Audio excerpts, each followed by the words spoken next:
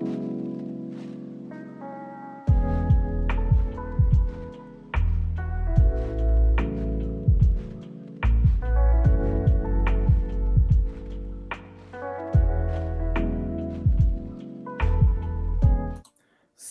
à tous et à toutes. On se retrouve ce soir pour une émission spéciale de la Lucarne Verte. C'est moi qui présente, Melvin. Et on se retrouve pour débriefer du match Saint-Étienne-Metz. Et on se projettera aussi sur le match de Rodez contre Saint-Étienne. Pour m'accompagner ce soir, une très belle équipe, comme tous les soirs. Cette fois-ci, ça sera avec Colin, notre boss, toujours là. Salut les gars, comment vous allez ce soir? Salut Colin. Il y aura aussi notre historien, Albert. Bonsoir à tous, bonsoir à toutes.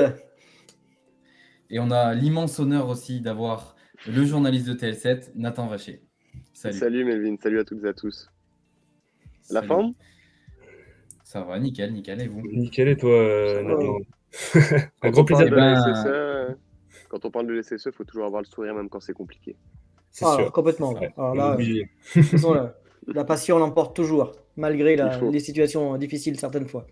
Exactement. C'est sûr. Eh Bon, ben, Colin, je te laisse.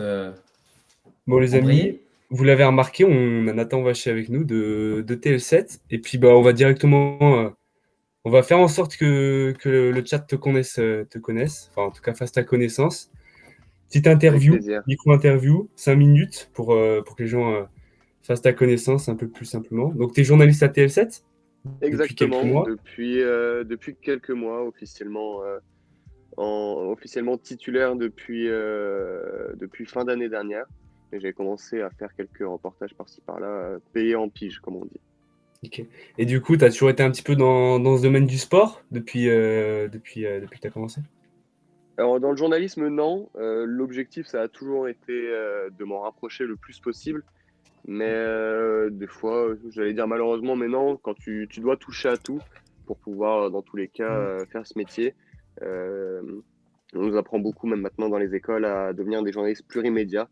Donc forcément que tu dois pouvoir t'adapter au support et aussi à ce dont tu traites. Mais c'est vrai que le sport, ça a forcément une place plus que particulière Une chez passion? moi. C'est une Ouais, passion? complètement. Ouais. Une passion limitée à presque un seul sport, mais elle prend beaucoup de place, cette passion. Donc, Et justement, pour se recentrer un petit peu avec la SS, puisque tu es supporter des Verts, toi, depuis peut-être ta plus tendre enfance, comment est-ce que je tu pense que perçois? j'étais pas né que mon père prévoyait déjà de me rendre supporter des Verts. Donc, il n'y avait aucun doute. Maternité, charme des Verts, petit body à SSE, je pense, et on était parti. T'as connu quelle période, justement, toi? C'est quoi peut-être ton premier souvenir, les choses qui t'ont le plus marqué?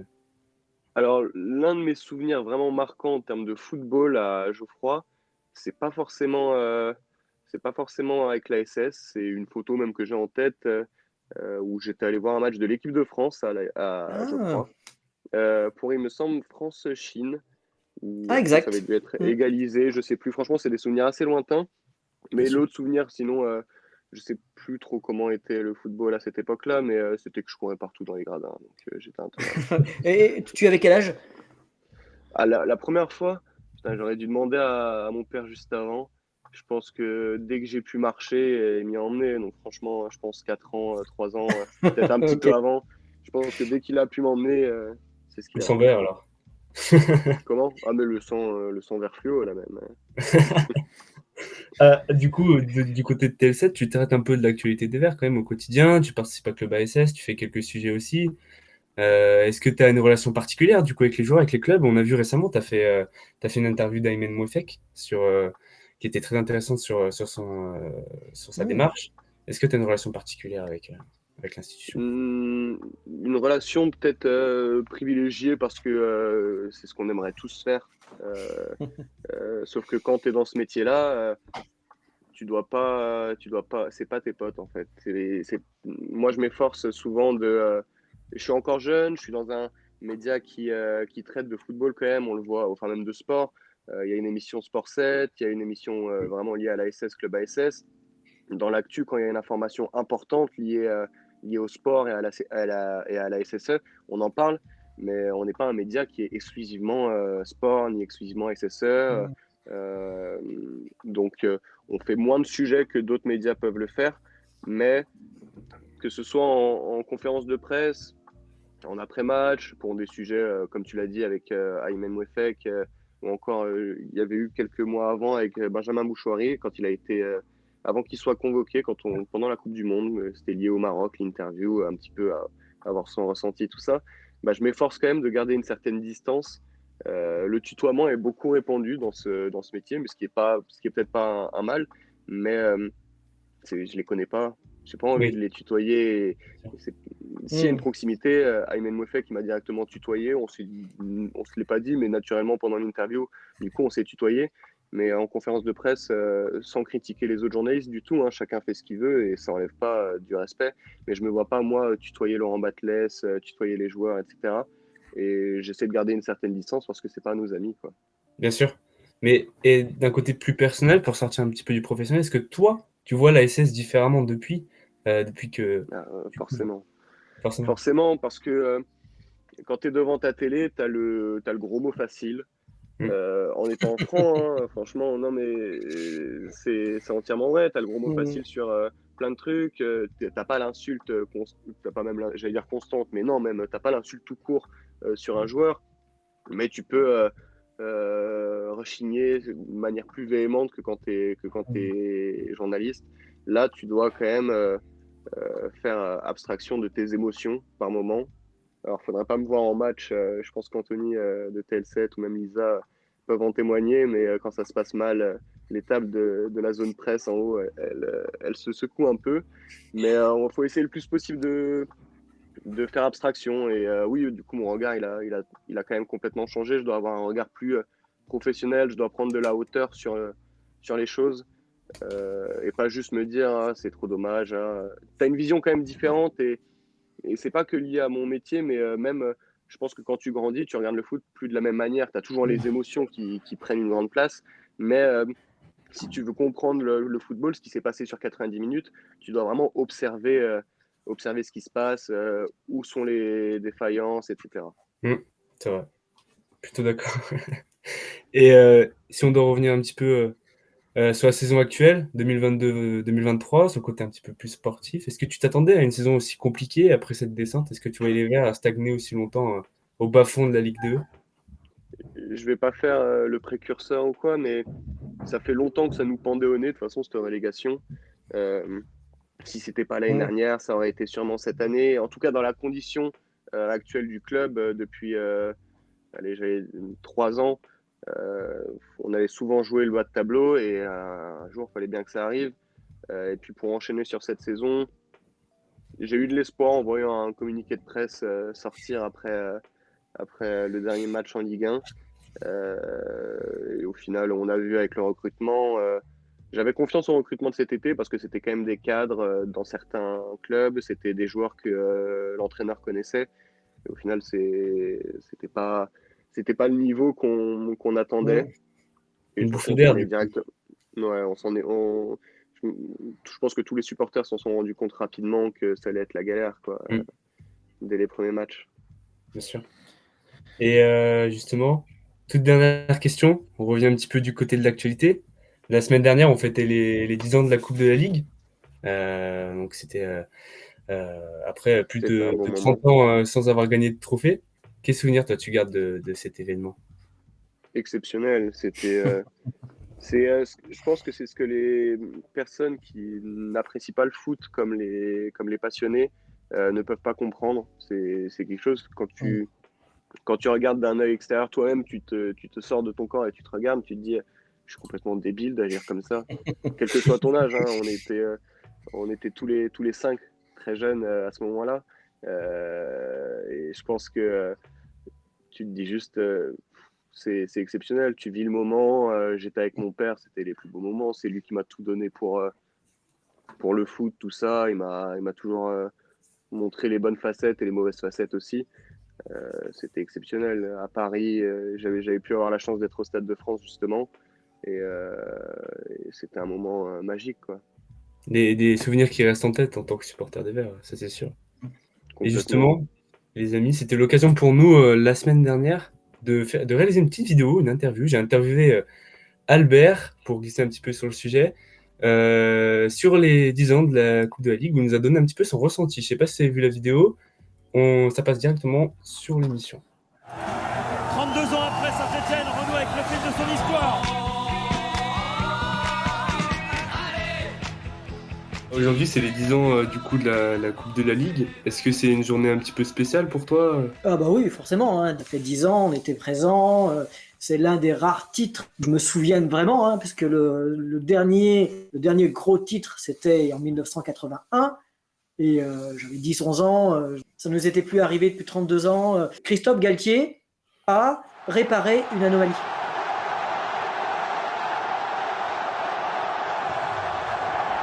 Malgré le match qui n'était pas extraordinaire, il faut bien le reconnaître, mais voilà, victoire 1-0, ça suffit largement, amplement notre bonheur. Le début du match est plutôt à l'avantage de Rennes, et on marque pas contre le cours du jeu, mais presque. C'est ça, c'est une récupération de Johan Molo sur un super pressing de Coad. Le centre est parfait aussi, hein, Ouais.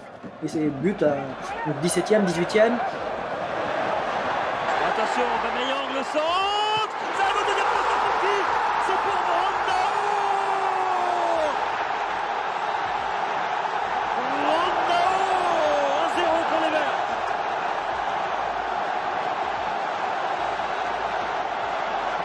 Redouter l'égalisation à tout instant, donc on a laissé éclater notre joie et on a ressenti la joie du Stade de France au moment du coup de sifflet final parce qu'on était vraiment tendu. Aubameyang qui part en contre, c'est fini. C'est fini ici au Stade de France. La délivrance pour le peuple vert et pour Christophe Galtier, 32 ans après. Saint-Etienne va inscrire une nouvelle ligne à son palmarès. Est-ce que tu arrives un peu à te souvenir de ta réaction au coup de sifflet final? Ah, bonheur immense. Bonheur immense que j'ai partagé avec ma famille. On était vraiment heureux. C'est sûr. le bonheur. C'est le bonheur parce que on avait jamais, moi je n'avais jamais vécu ça.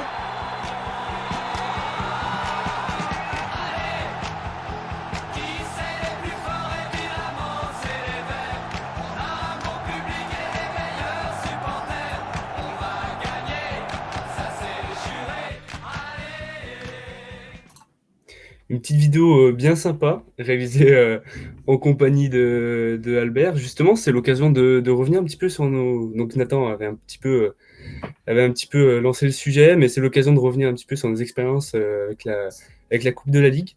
Albert, on n'avait pas fini, l'interview était un peu courte, parce qu'on ne pouvait pas faire un format Oui. long, mais Oui. un petit peu. Toi, tu étais à un endroit très spécial justement pour la Coupe de la Ligue. J'avais pas pu le mettre Ah dans oui, l'interview. oui, moi je n'étais pas au Stade de France, dans la mesure où avec ma famille on avait pris un week-end à Annecy pour disputer le semi-marathon d'Annecy et donc vu qu'on avait pris les places depuis longtemps, moi j'ai vu le match d'un mobil-home le soir, le samedi soir, avec mes amis qui étaient lyonnais d'ailleurs et ça s'est super bien passé. De toute façon, il n'y avait pas de chambrage particulier. Ils étaient d'ailleurs heureux quand on a gagné à la fin du match. Mais qu'est-ce que c'était stressant. Je sais pas vous, mais qu'est-ce que c'était stressant. Alors, en plus, au match, comme certains d'entre vous, voilà, c'était. Mais j'ai rien de différent par rapport à vous. Je suis un peu plus vieux, certes, mais pour moi, c'est aussi mon premier trophée. C'est mon premier trophée en tant qu'adulte, et c'est celui que j'ai vraiment le plus apprécié, puisque les autres, je suis 32 ans avant, j'étais tout gamin, quoi. Donc je ne l'ai pas apprécié comme celui-ci que j'ai vécu de A jusqu'à Z. Vous voyez, donc j'ai rien de différent par rapport à vous, par rapport à ce trophée-là, mais quel bonheur. Quel C'était des bonheur. trophées différents quand même. Peut-être, mais quand tu as 7-8 ans, tu t'en rends pas compte. Alors que là, il était attendu, j'en avais jamais vécu auparavant dans ma situation de supporter, donc je l'ai vécu avec la même intensité que vous, parce que pour moi, je considérais que c'était mon premier. Bah oui, Donc, on a vécu. J'en profite juste, les amis, 2 secondes. Vous êtes beaucoup dans le chat, je vois, ça nous parle de Crassio, Bouchoirie, on en parle juste après. N'hésitez pas à nous donner vos ressentis, vous, où est-ce que vous étiez au moment de la Coupe de la Ligue? Est-ce que vous vous en souvenez? Est-ce que vous étiez né? C'est possible que non, il y a des gens qui sont nés après la Coupe de la Ligue. Et justement, pour rebondir, Melvin, comme Nathan, t'étais au Stade de France, toi aussi? Ouais, c'est ça. J'ai eu, comme Nathan, la chance d'avoir un père qui lui aussi s'est dit, il n'y en a pas 50. Il me l'a répété 20 fois. Il m'a dit c'est des choses qui arriveront peut-être plus jamais. Et il m'a dit c'est le moment d'y aller, c'est le moment de profiter à fond. Et j'ai eu cette chance-là de monter en quart avec un groupe de supporters et puis de vivre tout l'instant présent là-bas au stade. Alors en plus, moi j'étais pile poil sur la démarcation entre le côté stéphanois et le côté rennais. Donc il y a eu un petit chambrage de ce que je peux me rappeler parce que j'avais 12-13 ans. C'était un petit chambrage, c'était sympa, c'était une bonne ambiance. Et vraiment, le match, quand tu as une délivrance au bout de 14 minutes de jeu, il y a ça.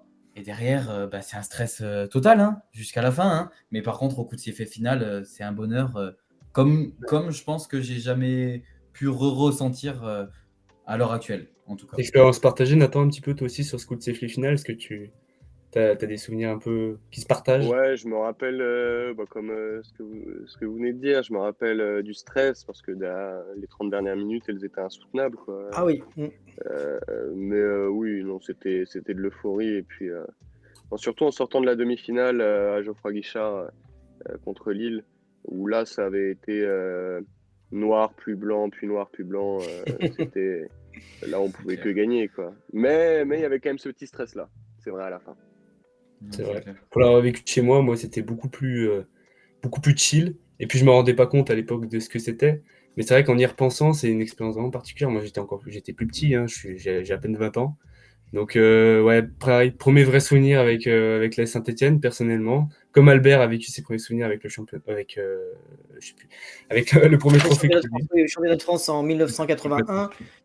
Donc, vous voyez, depuis 1981, on n'avait plus un souvenir similaire en fait. d'envergure. Parce qu'on a été aussi champion de France de deuxième division, mais c'est pas la même chose. Oui, même si j'ai vécu aussi en direct. De remonter, peut-être. Oui, j'ai vécu en direct deux montées.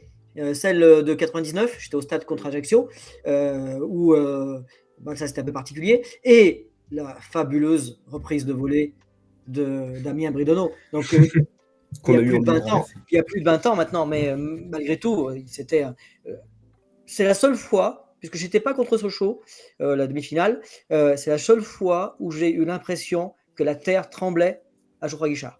J'ai jamais vécu ça. Vous voyez, et pourtant on était en deuxième division. Je suis contre Châteauroux. La montée.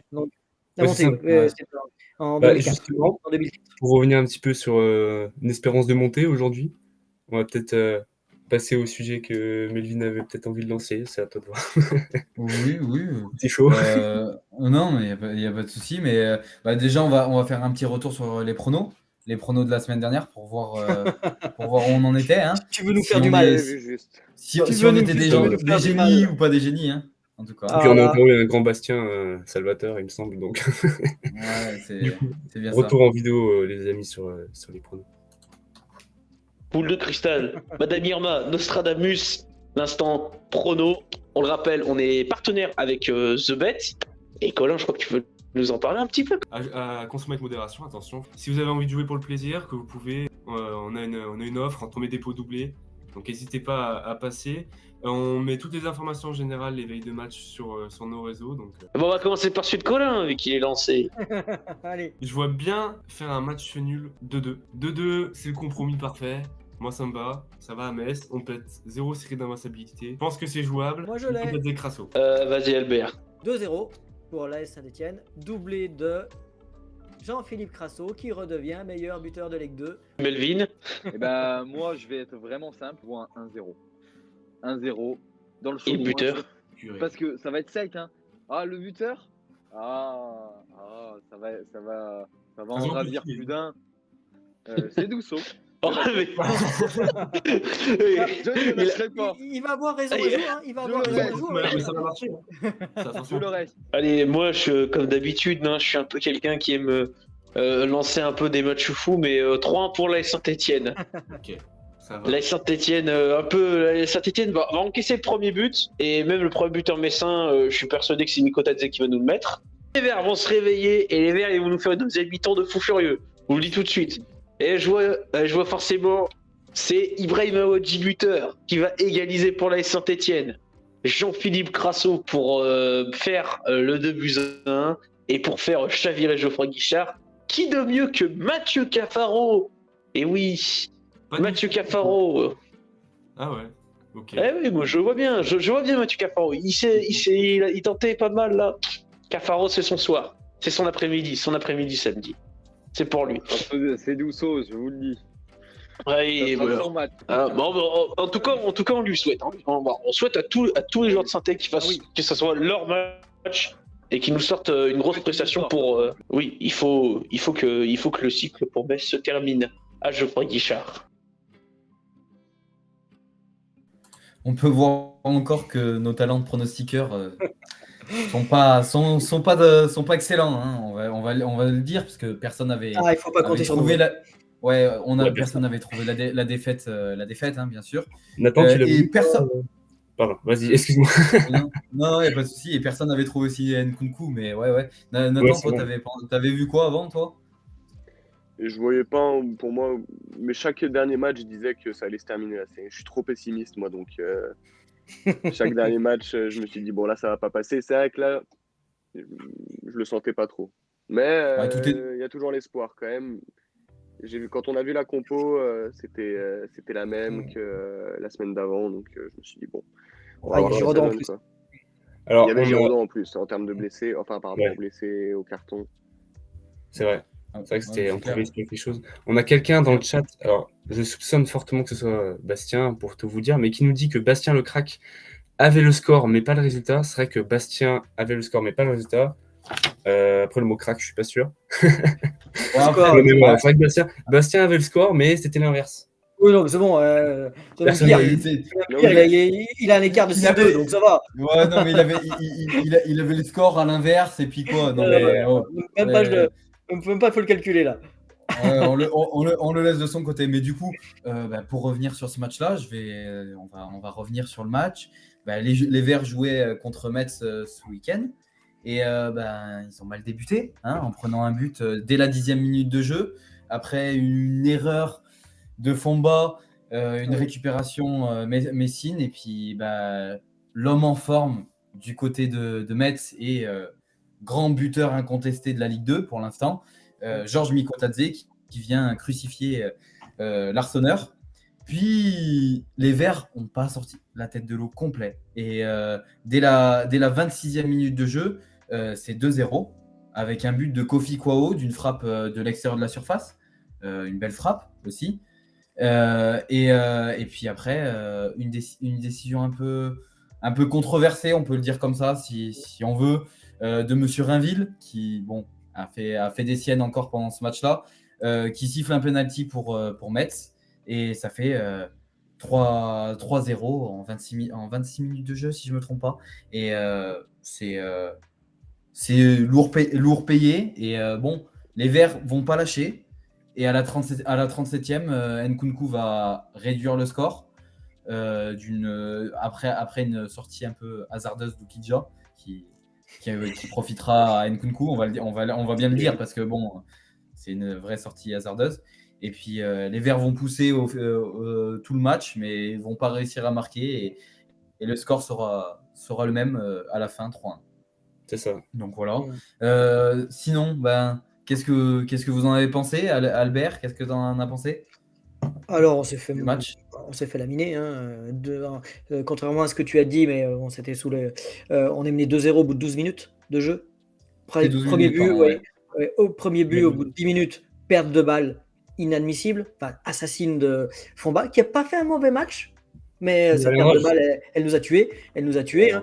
Et 12e minute, pareil, Bouchouari se fait piquer le ballon, contre-attaque, 2 fois un 4 contre 3, super bien joué par Metz, ça c'est clair, crucifié par 2 fois, on n'a pas vu le jour, hein. Enfin, pendant 30 minutes, on n'a pas vu le jour, hein. Et les Messins l'ont dit, peut-être que s'il n'y avait pas eu cette interruption, on aurait bu le bouillon jusqu'à la fin, quoi. C'est possible. Jusqu'à la mi-temps, ouais. Donc, c'est possible. on est vraiment tombé contre plus fort que nous, largement. Pas, moi, c'est mon avis, hein, de ce que j'ai vu. Hein. Aucune chance de pouvoir gagner. Il y avait des absents, certes, mais non, je pense que on a vu là la différence entre un club qui va peut-être monter, enfin qui joue la montée et qui était quand même invaincu depuis 18 matchs, et l'AS Saint-Etienne, qui était en meilleure forme, certes, 10 matchs invaincus, mais il y avait une grosse différence entre les deux et ça s'est vu, hein. Même si on a joué à domicile, même si on a joué avec un public extraordinaire, enfin, en tout cas, c'est l'impression que j'ai eue au stade, ça n'a pas suffi. Ça n'a pas Nathan, suffi et voilà. si tu devais donner un mot, toi, Nathan, sur ton ressenti au sortir du match et aujourd'hui avec un peu plus de recul, tu dirais quoi, toi? Comme vous l'avez dit, c'est un retour à la réalité. Mais je pense pas que sur l'ensemble du match, Metz a été meilleur. C'est une équipe qui est meilleure dans le championnat, on va dire.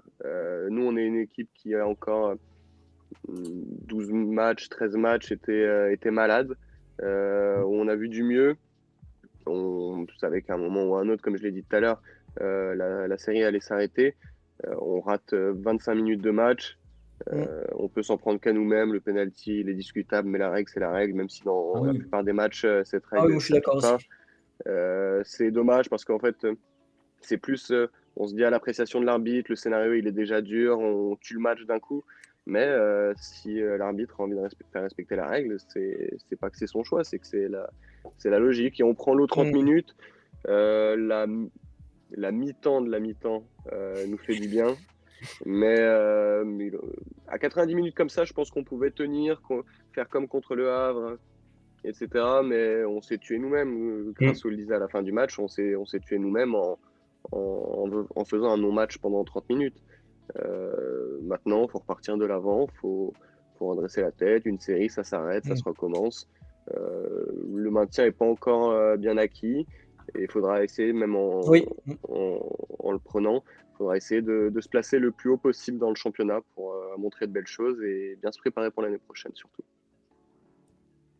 Ouais, c'est clair. Mais de toute façon, c'est vraiment dommage d'avoir fait ces 30 premières minutes un peu catastrophiques, quoi, parce que Complètement. mais c'est ça, c'est un peu bête d'avoir joué à la baballe, mais tu sentais qu'au bout de 10 minutes de jeu, tu n'arrivais pas à ressortir les balles proprement. Donc, mais du coup, alors, dans ce que tu dis, j'ai revu le match aussi parce que j'étais au stade, donc j'ai revu le match à tête reposée.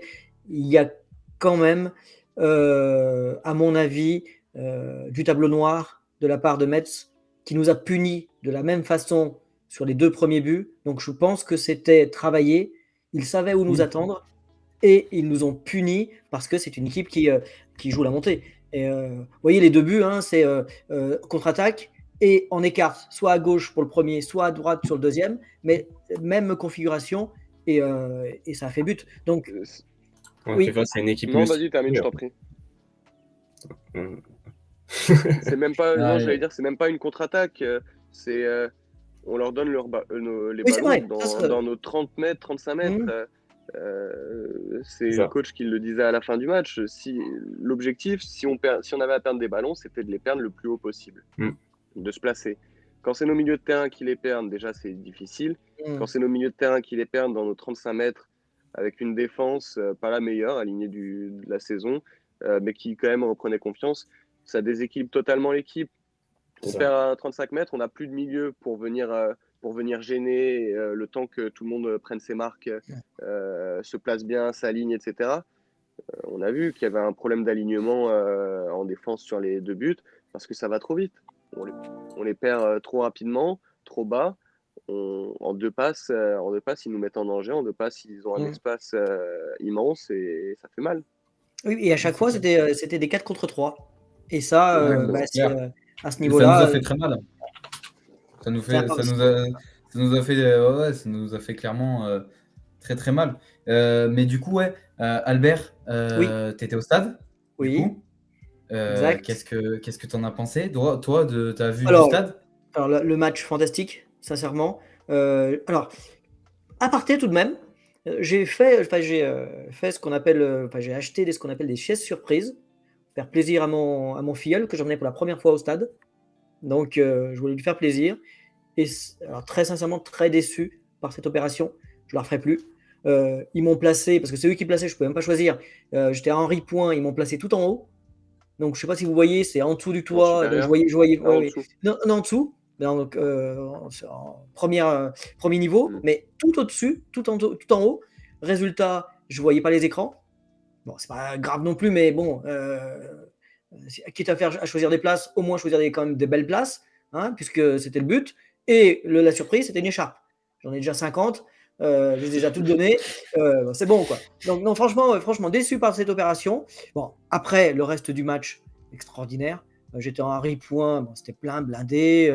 Voilà, l'ambiance, pour moi, une des meilleures de la saison. Alors, pourquoi une des meilleures de la saison? Parce que malgré le scénario, 3-0 au bout de 30 minutes, Ça on a va pas en parler lâché. tout à l'heure. On va en parler tout à l'heure. Quand ça nous est arrivé, notamment contre Dez, hein, on n'avait pas cette ambiance-là. Hein. Et ben 30 minutes quand même. Bon, il y a eu cette interruption, donc on en reparlera peut-être, mais voilà, j'ai pris mon pied, si je peux me permettre de parler comme ça, malgré la défaite, parce que voilà, Geoffroy Guichard, quoi. Et je sais pourquoi je Ouais, suis à Geoffroy Guichard, et je sais pourquoi je vais y revenir, hein. Il n'y a pas de doute. ouais, c'est clair que l'ambiance, malgré le score si tôt, ça donne envie, ça a donné envie. Et donc, du coup, c'est pour ça, les joueurs ont pas lâché, quoi, non plus, parce qu'il y avait un public derrière. Hein, Mm. c'est clairement ça. Nathan, toi, t'en as pensé quoi de tout ça? Est-ce que tu as vu des joueurs résignés ou est-ce que pour toi, tu as vu des joueurs quand même qui ont vraiment pas lâché? Non, bah, ça dépend à quelle minute tu me parles, parce que aller de la 8e à la 26e au moment de l'interruption, c'était des joueurs qui ont. C'est même pas qu'ils ont lâché, c'est des joueurs qui n'ont pas joué. On parlait en début de saison de la pression, quand il y avait un énorme engouement de la part des supporters, avant tous les petits problèmes qu'il y a pu avoir entre supporters et clubs.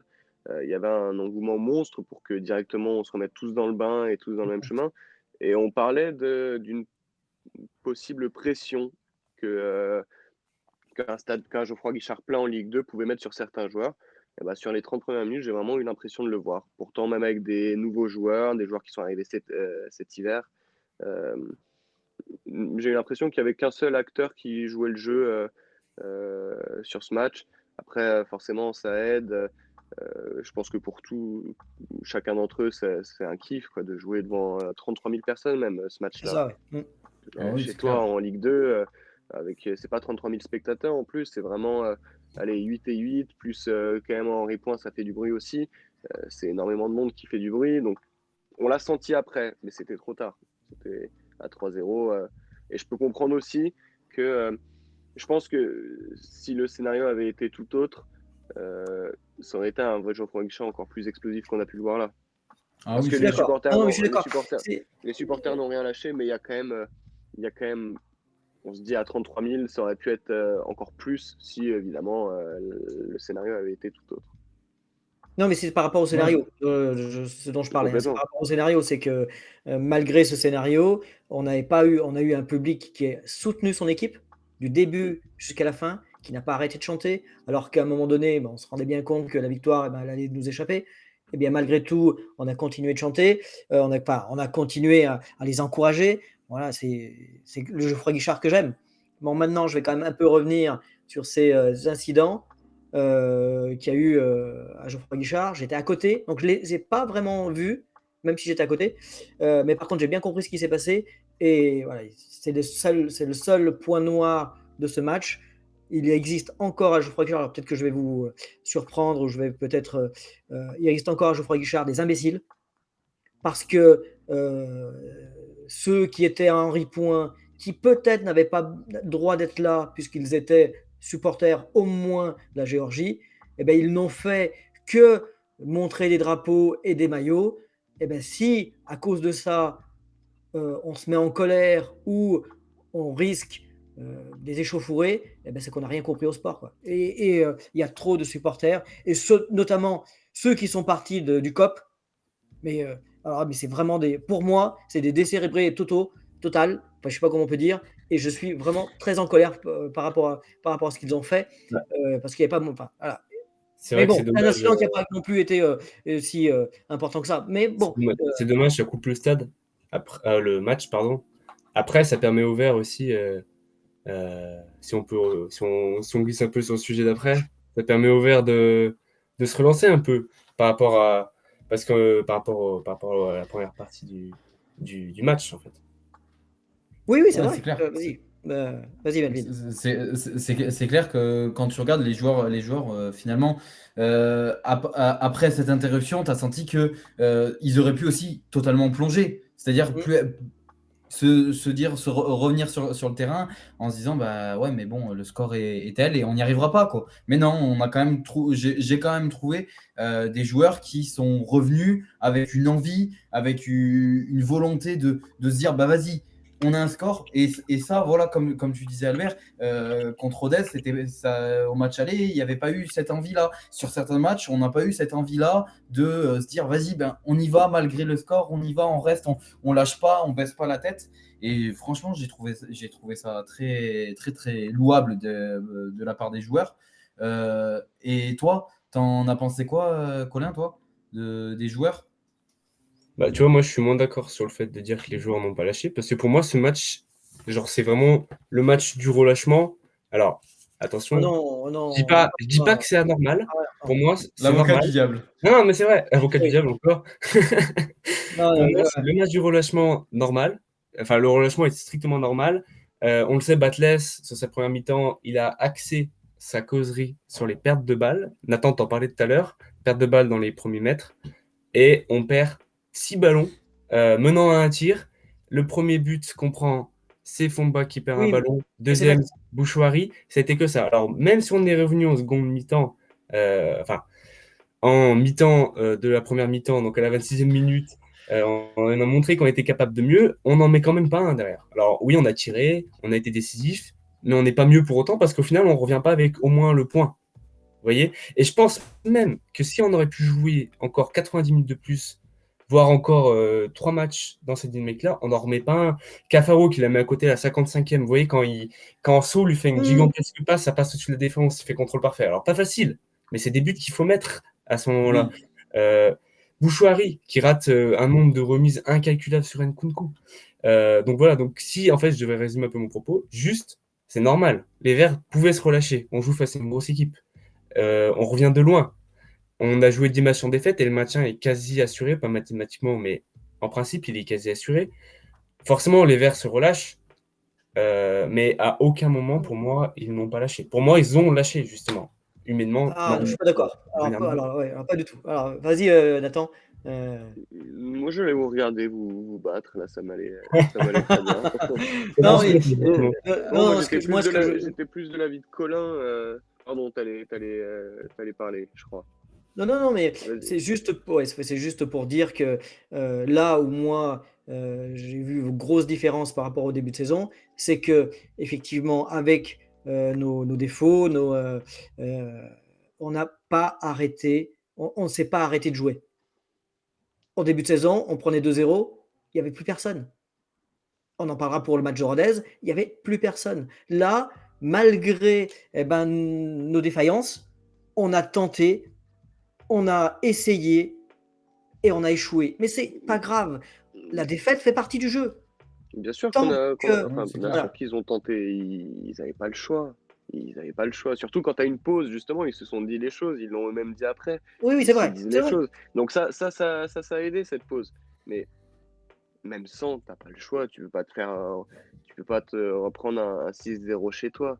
Ah bah, c'est ce Là, qui s'est là, passé en début de Non, saison. non, mais oui, c'est mais clair. Rappelle-toi. justement, Ouais. tu peux pas te reprendre un Oui. 6-0 comme ça. C'est là où je suis un petit peu d'accord avec toi, mais enfin, au bout d'un moment, tu joues plus la même chose, t'as plus les mêmes joueurs non plus. T'as toujours Mm. certains qui étaient là dès cet été.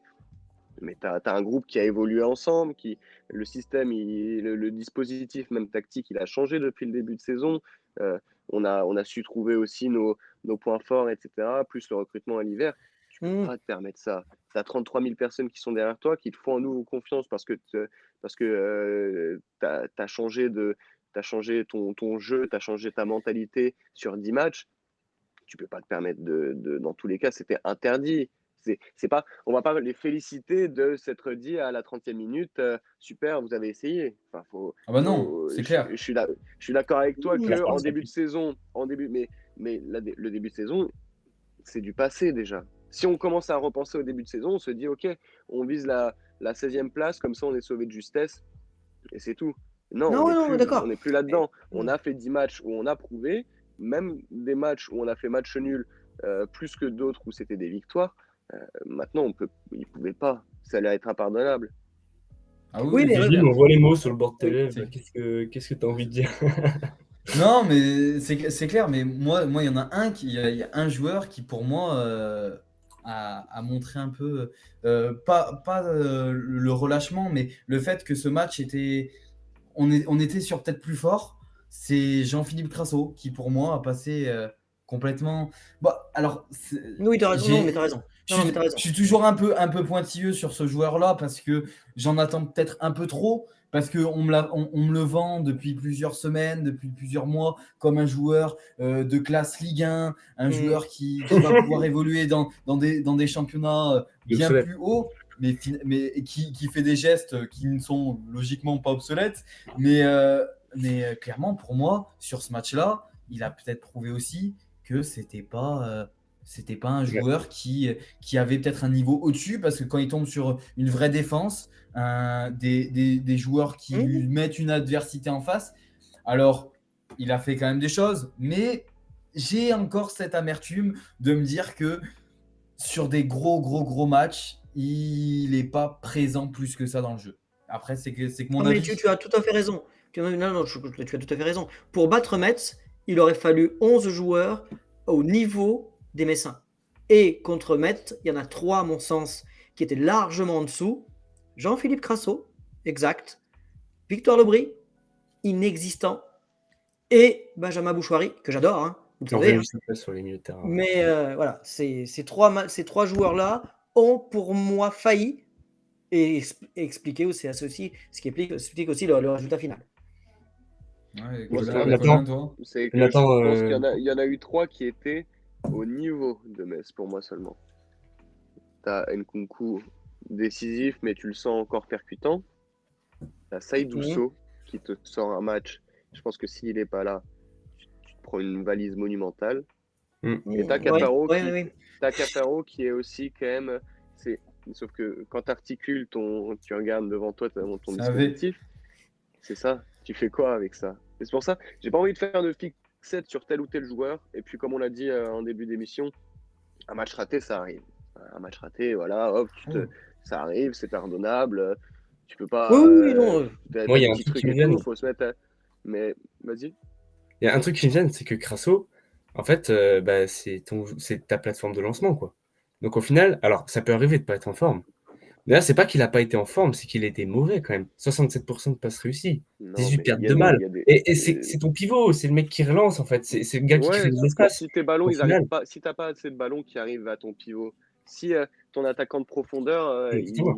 Non, mais il a est dans beau- ta surface, ton attaquant de profondeur qui est dans ta surface pour un corner défensif, qui relance le ballon, tu peux partir en contre-attaque, il foire son contrôle.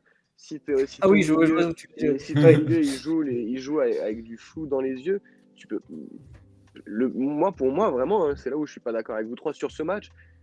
Crasso, ça fait quelques matchs où c'est un petit peu difficile, mais sur ce match, c'est pas pour moi le premier à blâmer. En tout cas, c'est T'as le plus un flagrant. squelette avant. Ah non. Par rapport à ce qu'il squelette tente. avant de marquer des buts. C'est pourquoi t'en prends autant. Pourquoi t'en prends 2 en 2 minutes. Tu fais 5 premières minutes où tu dis par rapport au début de saison où 1 minute de jeu, première action, on se prenait un but, on tient. Metz commence à jouer son jeu, première vraie action, but, 2 minutes après, but. C'est pas Crasso. C'est pas bien sûr. Crasso qui Oui. tue le match à ce moment-là. Ah oui, non, Non, je suis d'accord, non, mais. Non, mais on dit pas qu'il tue le match. C'est juste que Il y a eu sur beaucoup un trop de grand passes. rendez-vous où il était attendu, il n'a pas répondu présent. Moi, c'est comme ça que je le vois. Oui, C'est-à-dire que Là, Non, par c'est contre, vrai. ce qui est fou, c'est que Crasso, même à un match où il est pas bon, il réussit à caler une passe D, il me semble. Oui, Oui, mais oui, c'est ça, non, mais ouais. c'est lui. Mais bon, Tant mieux, c'est mais. des stats. Non, C'est mais- des stats où. Oui, tant mieux, mais Voilà. Oui, non, mais voilà, il a raté un nombre incalculable de passes offensives à l'adversaire. Sur le moment, au stade, mais on bouillait, enfin, je bouillais pour le nombre de passes ratées qu'il a fait. Non, c'est effectivement. Alors, les buts ne sont pas de son fait. Et tu parlais de Seydou Sow tout à l'heure. Seydou Sow, sur le premier but, il se fait aspirer. C'est lui qui rentre à l'intérieur. Alors, il y avait pour essayer de contrer un 2 contre 1, certes, mais c'est lui qui était au marquage de Mikotadze qui rentre pour fermer l'axe. Eh ben, il laisse tout seul Mikotadze. Donc, voilà, c'est bien des erreurs Il y a défensives. Et sur le deuxième, par contre, c'est Petro, pareil, même pour erreur. revenir, Oui, donc pour revenir sur Crasso. Ouais, mais c'est. Parce qu'on C'est- nous dit dans le chat que, alors Fnatic Beer, et ça va nous permettre de rebondir peut-être sur le sujet, je sais pas. Fnatic Beer nous dit dans le chat, qui est d'ailleurs très présent, à chaque fois contre les grosses équipes et les nuls, est-ce que vous pensez que Crasso n'a juste peut-être pas les épaules pour être aussi bon face aux grosses équipes? Nathan, toi, du coup, en principe, t'es pas d'accord, vu que pour toi, enfin, de ce que tu disais, est-ce que tu penses que c'est parce que c'était contre une grosse équipe? Est-ce que c'est Non, moi franchement, sur les 4 derniers matchs, c'est pas celui qui il a fait des matchs, mais vraiment pire de chez pire. J'ai plus les adversaires en tête, mais je m'en vois soit devant ma télé, soit au stade. Mais il ratait vraiment mais tout de chez tout. Et il était l'un des seuls parce qu'on faisait des résultats à peu près positifs. Et à ce moment-là, il était l'un des seuls vraiment où on se disait là, il y en a deux qui ont vraiment fait un match. Là, c'est là où j'étais pas d'accord. Après, contre les grosses équipes, je sais pas, parce qu'on a encore du mal, hein, on n'est pas, on joue pas à la montée et même oui. On en est loin. avec si on avait fait une première partie de saison plus correcte, oui peut-être, mais on serait sûrement pas forcément premier dans tous les cas. On est une Mm. équipe quand même qui se cherche. On a une équipe qui évolue ensemble dans des matchs parfois compliqués tactiquement, défensivement, offensivement, au milieu de terrain. C'est difficile. On a peut-être trop misé sur vraiment le fait que Crasso ait rapidement été notre meilleur joueur. on a plus d'attente? Je crois qu'il en met 3 ou 4 contre Bastia au match aller. Directement, 4. il est propulsé. Ouais, il met un quadruplé. Il est propulsé quasiment en meilleur buteur et ça l'a suivi tout le long. Il tire les pénaltys, etc. On l'a peut-être propulsé trop haut parce que c'était, au moment où on était le plus mal, notre seul joueur qui nous sauvait par moment. Mais Ouais, mais c'est clair. c'est clair. le collectif pour moi qui, dans les gros matchs, par moment, a tendance à, même quand on prend un carton rouge, et ben on revient quand même, on égalise, ou un autre match, et ben on passe complètement à côté. Ouais, Mais ben, pour l'année prochaine, il faut voir, c'est un autre débat complètement. Et je t'en prie, vas-y, pardon. Pour rebondir sur ce que tu dis, ouais, c'est le collectif qui a pas marché, mais surtout un entrejeu qui a perdu complètement sa bataille, quoi. Le milieu qui a été quand même vachement battu parce que Dominé, ouais. voilà, Dominé. complètement dominé. La preuve sur les 3 buts, comprends, Mm. ça vient quasiment les 3 buts de Victor Lobry, Fomba et Bouchoirie, des pertes de balles ou des fautes bêtes. C'est clair que le milieu de terrain était peut-être un peu en dessous. Et toi, Colin, qu'est-ce que tu en as pensé du coup de ce milieu de terrain On le sait, le milieu de terrain, c'est l'entrejeu, c'est le cœur du jeu. Chez Laurent Batles, il est à la création d'occasion, milieu de terrain, avec un Victor Lobry depuis quelques matchs qui joue plus haut. Dans les phases de transition, avec un Bouchoirie, avec ses sorties sous pression, ses courses, balle au pied, le ballon qui lui colle au basket. Et puis en phase défensive, avec Fomba, qui joue un peu plus en sentinelle là, depuis quelques temps, encore plus bas que mon conduit sur certains matchs, qui vient plus s'assurer le système. Et pour Metz, moi je trouve qu'en fait, ils ont vraiment tout raté. Fomba, il prend trop de temps à rentrer dans son match. Il est responsable sur le premier but. Hein, il rate sa passe, il perd un ballon dans une zone interdite. Hein, il était sous pression. Il met une passe un peu plus dans la verticalité et puis il se fait prendre le ballon, la balle elle parcourt 5 mètres à peine. Bouchoirie sur le deuxième but.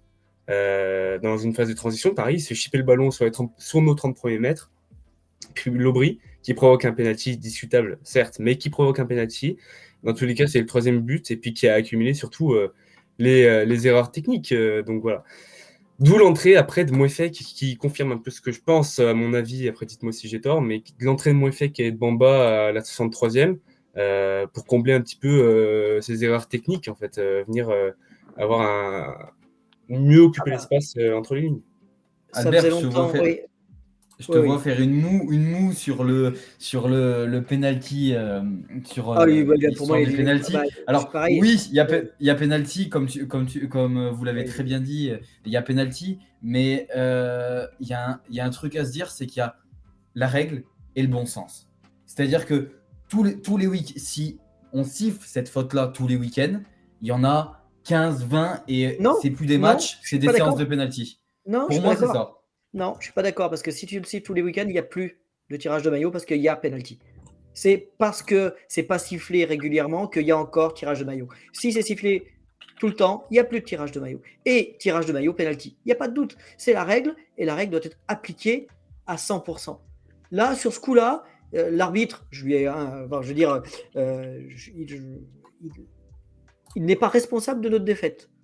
Si on veut, je peux me dire, moi, l'arbitre, la seule chose qui m'a étonné, c'est les 4 minutes d'arrêt, alors qu'il y en avait beaucoup plus. Mais pour le reste, le penalty, il l'a sifflé en son âme et conscience. Et si tu dois revenir, est-ce que Et- en Oui, dehors de vas-y. l'arbitre, est-ce que toi, tu penses que le milieu de terrain, pour revenir sur le sujet, est-ce que tu penses que le milieu de terrain est responsable? Ah, mais complètement, on s'est Est-ce fait que tu manger. penses que Victor Lobry, ouais. Oui, on s'est fait Moi, manger. je Non, je suis bien d'accord. Non, notre milieu de terrain a failli. Victor Lobry n'y est plus depuis quelques matchs. C'est clair. C'est pas ce match-là, mais sur ces derniers matchs où il n'est pas au niveau. Benjamin Bouchouari, il s'est fait manger physiquement. Et je pense qu'il est aujourd'hui beaucoup plus attendu qu'auparavant, ce qui fait que, c'est plus difficile pour lui. Et Fomba, son erreur, elle est impardonnable. Impardonnable, je ne vais pas exagérer non plus, mais elle est assassine en tout cas. Elle est assassine en tout cas. Et oui, on s'est fait bouffer. On a. Ouais, vas-y. on- Excuse-moi. Oui, notre défaite est largement, malheureusement, méritée parce que notre milieu de terrain n'a pas tenu le choc par rapport à celui de Metz. Ah oui, T'as c'est pensé clair. quoi, toi, Nathan, de la prestation de Lamine Fomba? Qu'est-ce que t'en penses, toi? En zone mixte, il disait que il avait directement, il a commencé par là. Il avait conscience qu'il avait raté complètement son début de match, mais à l'instar de toute l'équipe, quoi. Après, je trouve qu'il fait pas. Il nous coûte forcément les buts, mais dans ce match-là, il y a 2 matchs. Il y a celui que tu fais à 0-0 et celui que tu fais en essayant de sauver les meubles quand il y a 3-0. Si on fait le match qu'on fait à partir de la 26e minute quand le jeu reprend, c'est un autre match. Fomba, il est revenu, il a gratté pas mal de ballons. C'est le jour et la nuit, en fait, les deux. Et encore une fois, c'est pas pour me répéter ou quoi, mais c'est collectivement que chaque individualité a fait 2 matchs, quoi. Pour la plupart, en tout cas. Ouais. Est-ce qu'on peut plus pointer du doigt le milieu de terrain pour ce match-là, On d'après peut toi? autant pointer du doigt le milieu de terrain que la défense, mais les deux lignes ne se sont pas aidées. Là où Nkunku pouvait compter sur Petro avant, quand Nkunku prenait l'offensif, là c'était plus compliqué parce que tu avais des trous ailleurs, etc. Tu avais les placements. Tu vois pas mal de fois Giraudon et Petro qui intervertissent leur positionnement, mais qui n'arrivent pas à se replacer. Et comme j'ai dit tout à l'heure, tu perds des ballons au milieu de terrain, derrière, tu n'as pas le temps de te placer, tu essayes de compenser comme a fait Sceaux sur le premier but, mais ça va trop vite. Et les deux se sont vraiment pas facilité la tâche. Il y a un autre moment où Petro. Est-ce qu'on m'entend bien là? Je crois que j'ai perdu un écouteur. Bon, j'ai perdu un écouteur, je vais le mettre à charger. Il y a un autre moment où une contre-attaque de Metz, Petro se jette complètement. Ce qui crée un contrat entre l'Arseneur et l'attaquant de Metz. Et c'est l'Arseneur qui nous sauve, mais tout le monde s'est troué et personne n'a aidé personne en fait. Est-ce que il y avait des cadres qui étaient meilleurs sur les derniers matchs. Je ne sais pas si c'est la pression, comme je disais, je ne sais pas si c'est la blessure du patron en défense, etc. Mais pour moi, Sceaux, je maintiens ce que je disais tout à l'heure, Sceaux a fait un bon match parce que franchement, on prenait une valise s'il n'avait pas été là, même si, comme tu l'as dit, il se trouve sur le premier, mais il fallait le tenter de fermer cet axe. Petro qui faisait une deuxième partie de saison plutôt pas mauvaise quand même, faut pas tout jeter à la poubelle. Là dans ce match-là c'est trop compliqué. Giraudon, on va même pas en parler pour pas faire une fixette sur un joueur. Lobry c'est pas au niveau. Bouchouari qui relevait le niveau au contraire des autres sur les derniers matchs là, il passe complètement à côté. Et puis voilà au final tu perds avec ça quoi. Ouais, mais c'est clair comme tu dis. Alors, je suis très content que tu soulignes le match de Sceaux parce que je suis un grand défenseur ici de Sceaux et que je me fais taper sur les doigts tous les week-ends par rapport à ça. Mais bon, voilà, ouais. Non, C'est clair que. là, dernièrement. On a, Non, non, mais alors, on a perdu cette bataille du milieu. Et puis, c'est clair que voilà, le match s'est joué beaucoup sur le milieu, sur cette bataille du milieu et on l'a perdu. Mais voilà. Pour passer au prochain sujet qui nous tient à cœur depuis plusieurs semaines, on les met vraiment à l'honneur et on va continuer jusqu'à la fin de la saison parce que vraiment elles le méritent. C'est nos féminines. Et puis voilà, on peut le dire, elles sont à plus qu'un point du bonheur. Hein. exact. C'est clairement ça, hein, Albert? Bah, c'est Dis-nous. dommage. C'est surtout dommage. Alors, dommage pourquoi? Parce Dur. qu'elles auraient pu. Pardon? T'es dur. Oui, mais bah maintenant. Dommage, c'est vrai aussi, mais il faut être dur avec elles. Oui, Maintenant. eh bien, on aurait pu assurer notre montée en D1 dès le match contre Thonon. D'ailleurs, on a été en D1 virtuellement pendant quelques minutes, hein, puisque Vraiment, il faut vraiment le savoir. quelques minutes. Hein. Il faut le savoir. Marseille, qui est notre deuxième, avait fait auparavant match nul 4 partout et on connaissait le résultat, puisqu'elles avaient joué avant.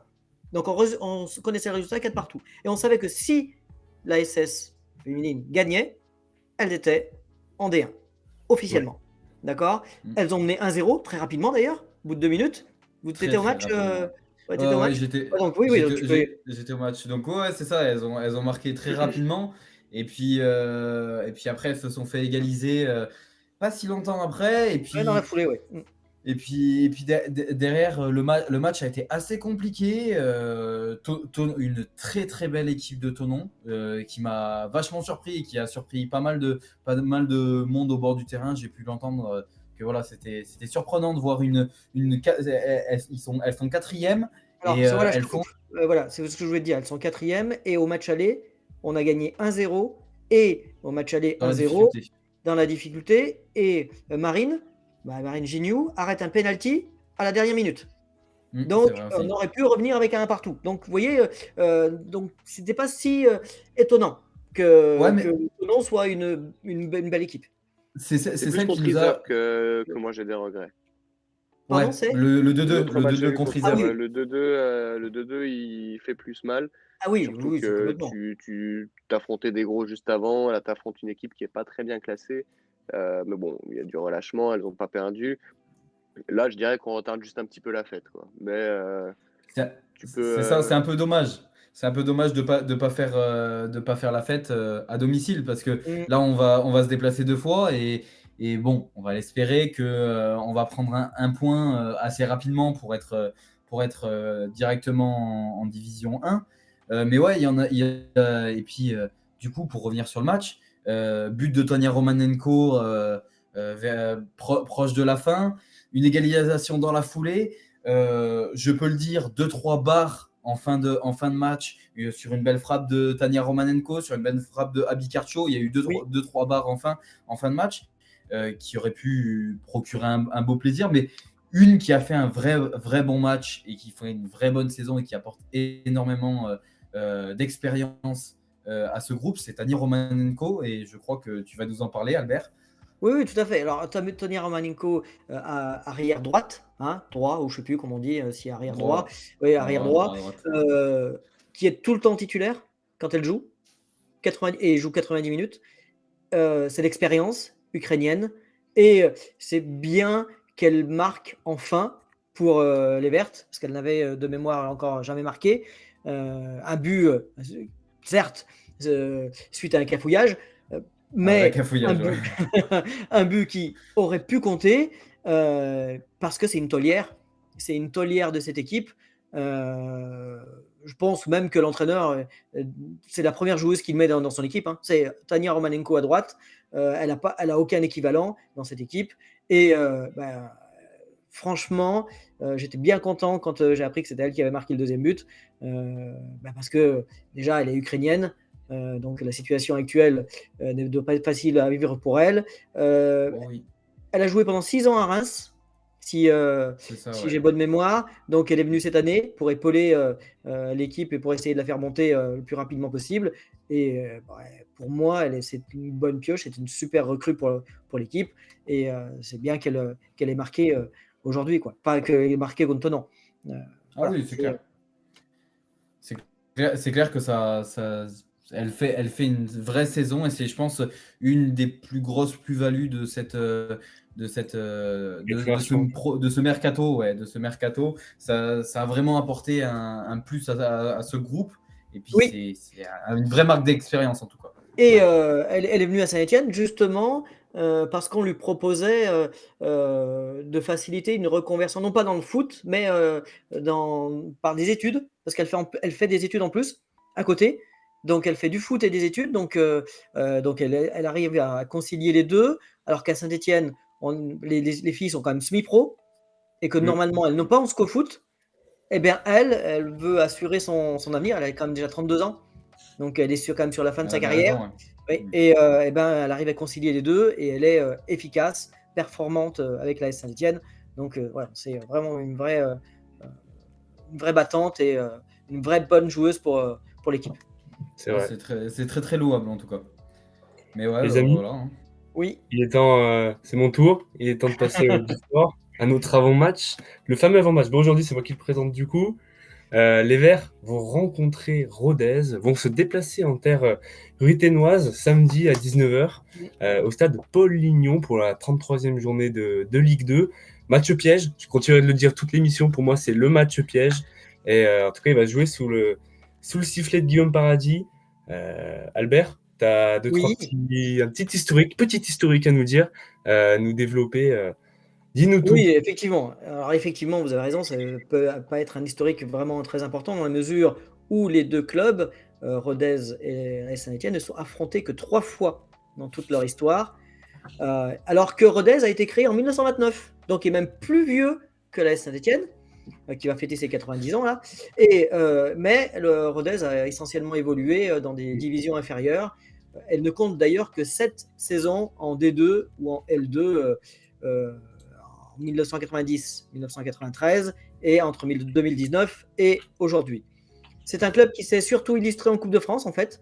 Elle compte une demi-finale en 1991 contre Marseille, perdu 4-1, et 2 quarts de finale contre Rennes en 2009, perdu 2-0, et ce quart de finale cette année, on est bien placé pour le savoir, hein, contre Toulouse, où ils ont pris 6-1.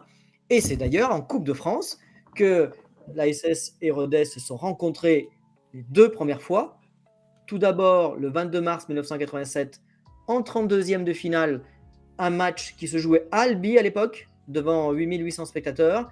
Les Verts étaient entraînés par le Polonais Henryk Kasperzak. Ils venaient de monter en D1 et ils ont eu toutes les peines du monde à battre un adversaire qui évoluait à l'époque en 3e division. Et pourtant, l'entraîneur avait aligné son équipe type, hein, Jean Castaneda, Jean-Philippe Primard, Georgi Dimitrov, Jean-Luc Ribard ou Jean-François Daniel, hein, pour ne citer qu'eux. Et c'est d'ailleurs Jean-François Daniel qui marque le seul but du match à la 14e minute, qui a suffi à éliminer les Aveyronnais. Le deuxième match, eh ben, ce n'est autre que celui du 7e tour de Coupe de France, qui a eu lieu cette année, hein, à Geoffroy-Guichard, le 29 octobre 2022. J'y étais au stade et l'ASS a été incapable de battre Rodez malgré une nette domination territoriale. Le temps réglementaire des 90 minutes s'est conclu sur un pitoyable 0-0 et l'ASS est incliné au tir au but 4-3. Pour l'anecdote, rappelez-vous, les Verts ont évolué en blanc car au 7e tour de la Coupe de France ne sont disponibles pour les équipes que 2 couleurs, le blanc et le jaune. Donc, l'ASS est obligé de jouer en blanc, et à ma connaissance, c'est seulement la 3e fois que l'AS Saint-Étienne joue en blanc à Geoffroy-Guichard.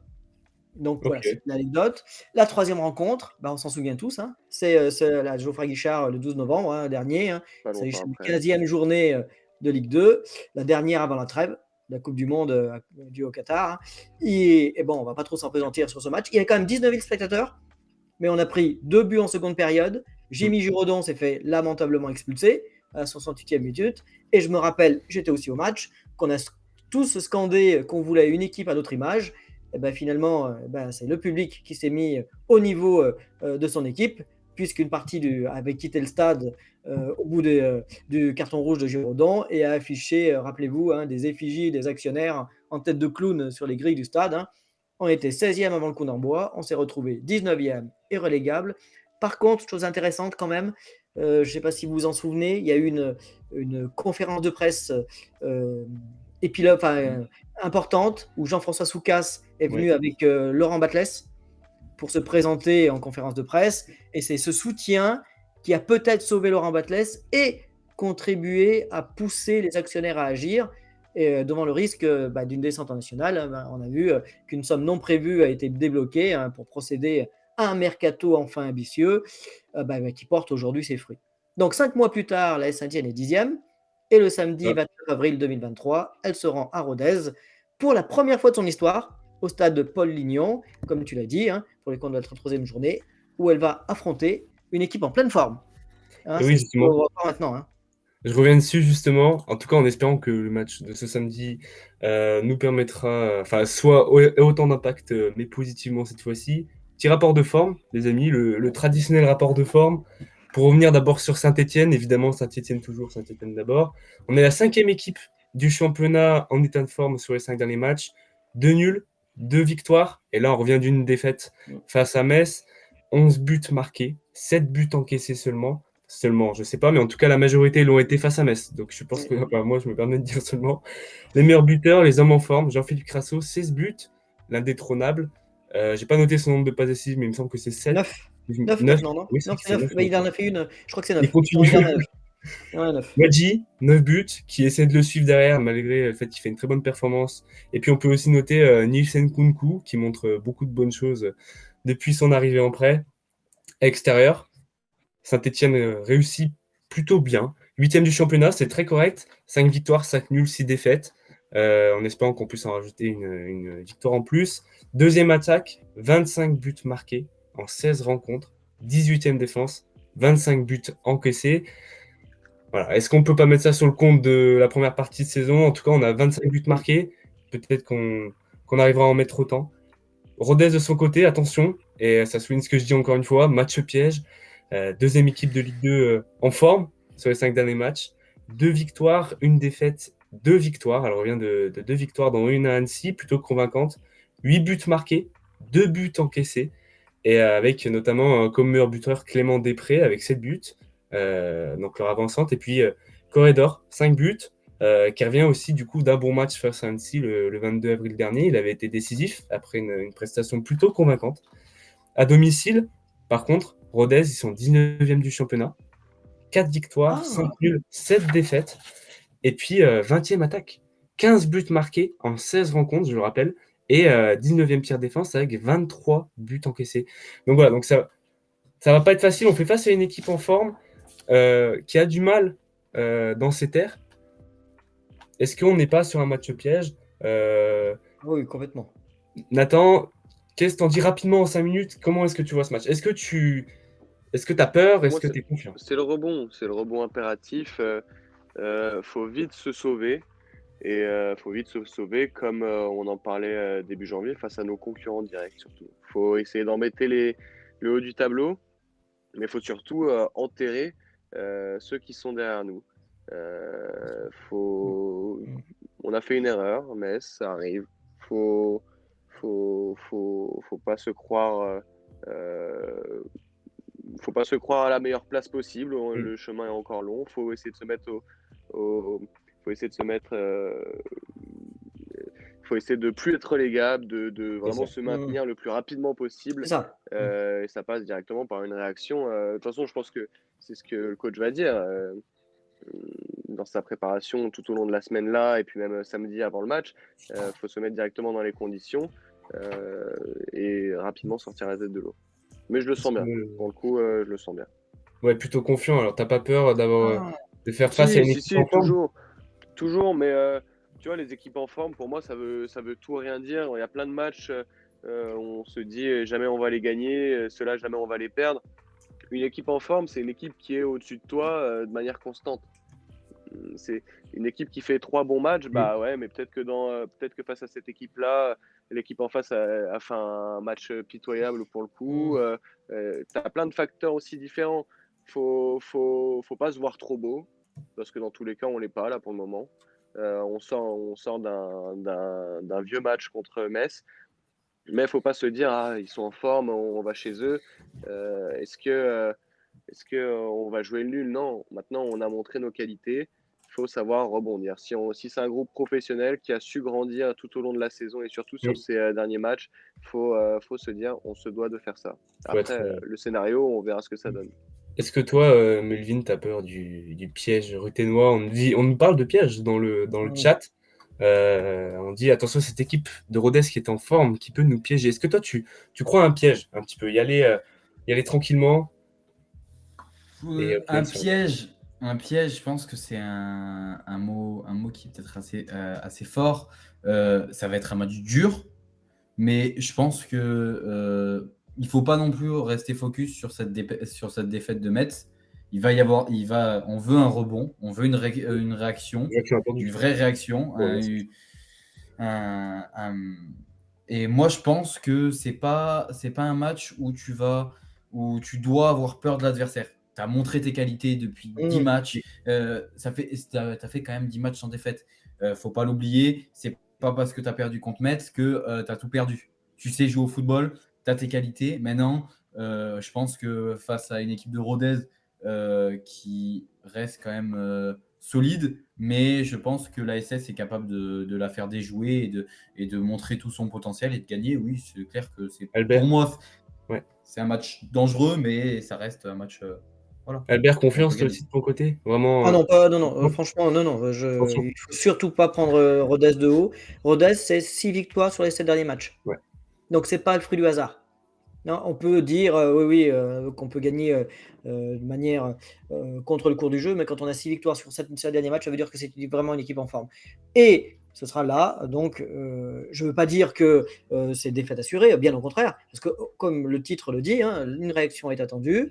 Nathan a tout à fait raison, c'est un concurrent direct, et que donc on doit le mettre le plus loin possible pour s'assurer notre maintien, sachant qu'on a 42 points, donc un maintien à 45, il est acquis, donc il manque 2 points à mon sens pour être sûr, donc il faut les acquérir au plus vite. Là, Nathan a raison, et pourquoi pas à Rodez. Mais Rodez, ce n'est pas à sa place sur les 7 derniers matchs, c'est clair.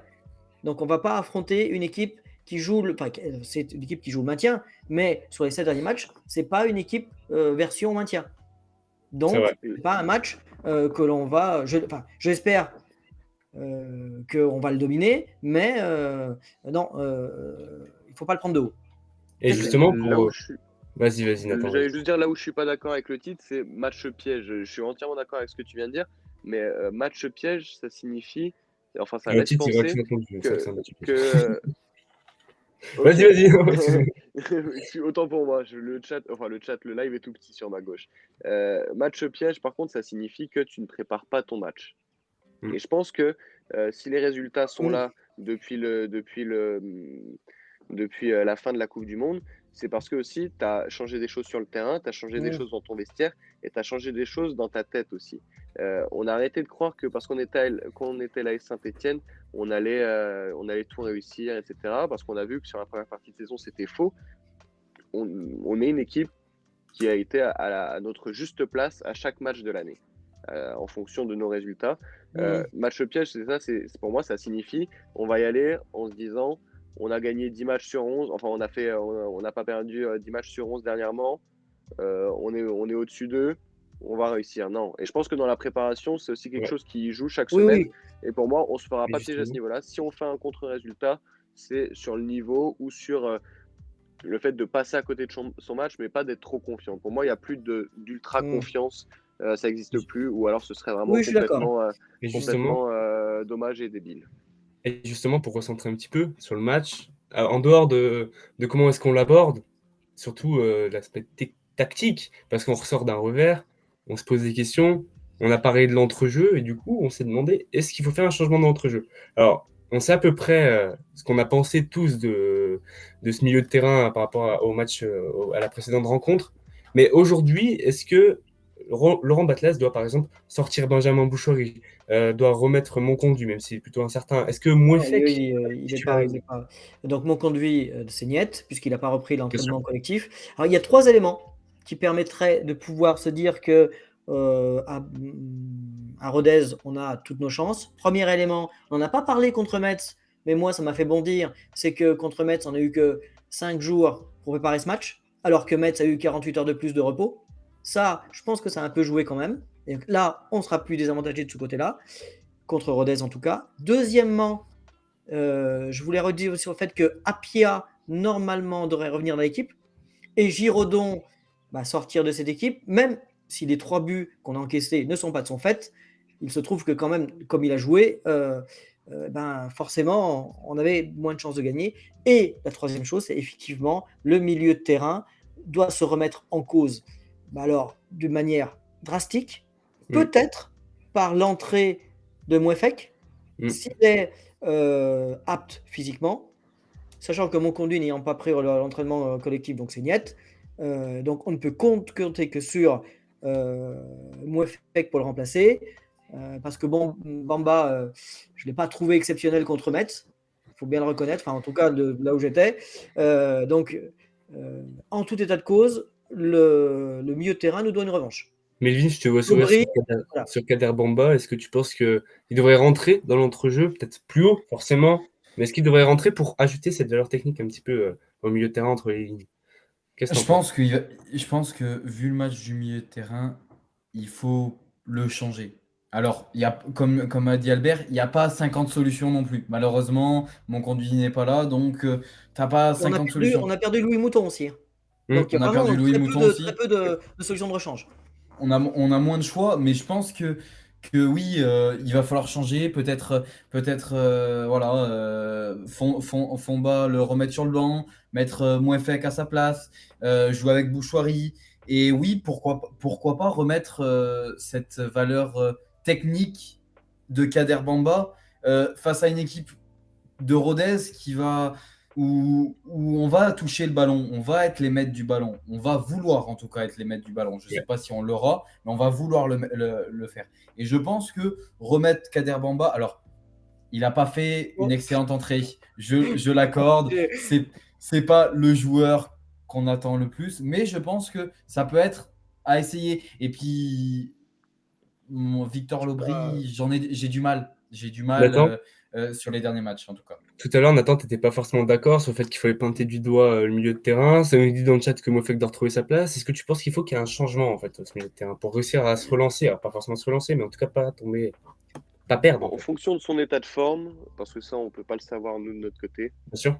Mais en fonction de son état de forme, s'il est 100% apte, oui. S'il est à 50% ou qu'il se sent pas, ou qu'on peut prendre un risque vraiment qu'il rechute, je serais pas dans un match comme ça qui va être beaucoup disputé sur les duels, etc. Je sens. Non, mais moi, oui, s'il est apte à 100%, j'aimerais beaucoup voir un milieu de terrain, Bouchoirie, Mouefek et derrière Fomba. Pour sortir Lobry ou pour réintégrer Pour sortir Lobry, parce que Lobry, je l'avais trouvé pas mauvais quand il était sur le banc et qui faisait des. Non, mais dans le sens quand je trouve qu'il rentrait en jeu. On avait bien compris. Je comprends ce que tu veux dire, tu as raison. Mais c'est important. On a la chance maintenant d'avoir une diversité de bancs, une diversité de joueurs où on peut se permettre d'amener, ce qui avait déjà été le cas, de la concurrence saine. Et je pense qu'au milieu de terrain, c'est l'endroit où on peut le plus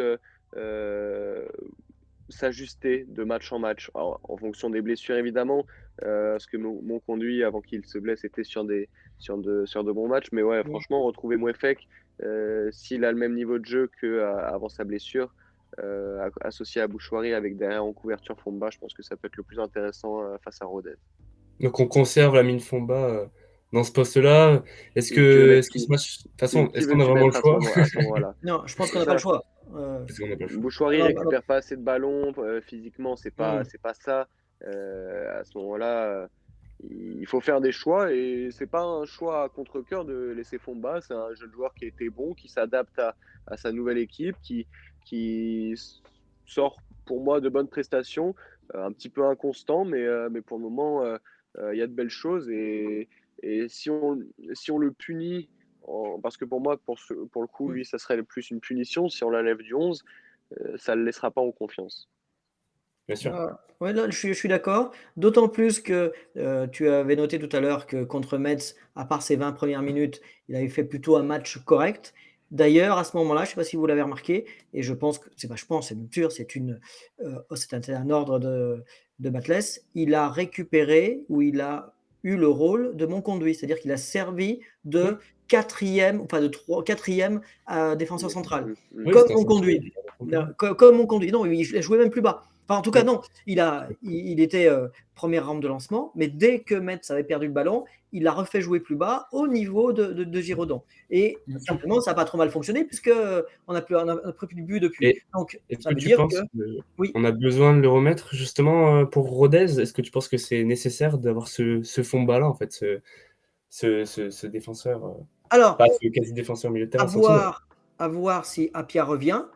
A priori, oui, puisqu'il a, semble-t-il, récupéré, il Dans a le groupe, là, intégré l'entraînement collectif.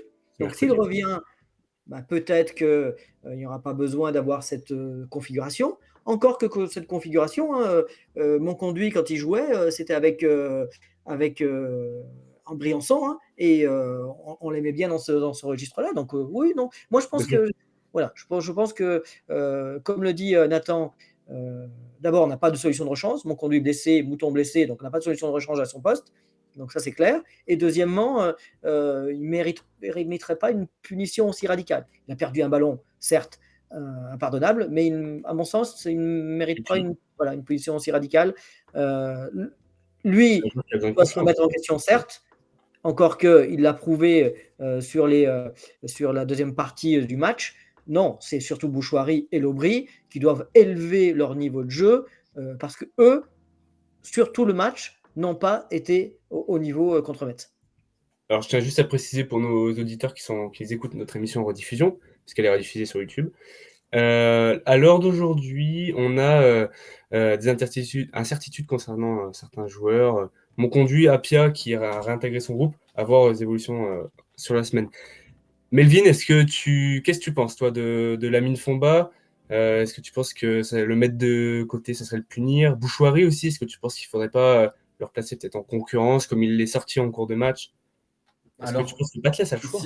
en écoutant mes compères et ils m'ont fait voir des choses. Oui, c'est vrai qu'en fait, peut-être que Fomba devrait plus rester parce que Bouchoirie ne fera pas ce poste-là.